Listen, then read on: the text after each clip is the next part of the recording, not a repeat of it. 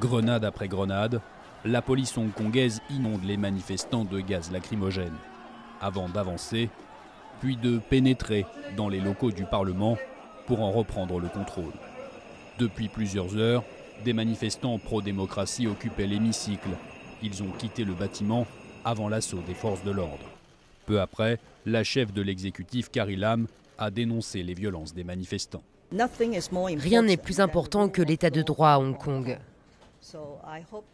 Donc j'espère que la communauté dans son ensemble sera d'accord avec nous pour condamner cette violence et pour espérer un retour à la normale de notre société.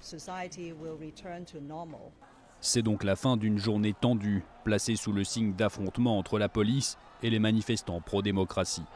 Dès le début de la journée, les manifestants font le siège des locaux du Parlement hongkongais. Pendant 6 heures, par tous les moyens, ils vont s'acharner sur les vitres et entrées du bâtiment avant de les faire céder et de rentrer dans l'hémicycle. Assis à la place des députés, les manifestants ont déployé l'ancien drapeau britannique de la ville le jour anniversaire de sa rétrocession à la Chine continentale. Dans la matinée, à quelques kilomètres de là, se tenait la cérémonie officielle de ce 22e anniversaire de la rétrocession. Dans son discours, la chef du gouvernement pro-Pékin, Carrie Lam, a affirmé avoir tiré les leçons de la contestation en cours depuis plusieurs mois avant de porter un toast au champagne.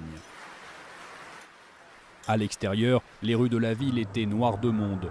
Des manifestations pro-démocratie massives se sont déroulées toute la journée. À l'origine de cette contestation historique, un projet de loi permettant l'extradition de personnes depuis Hong Kong vers la Chine continentale. Le projet de loi a été suspendu, mais les manifestants réclament son abandon.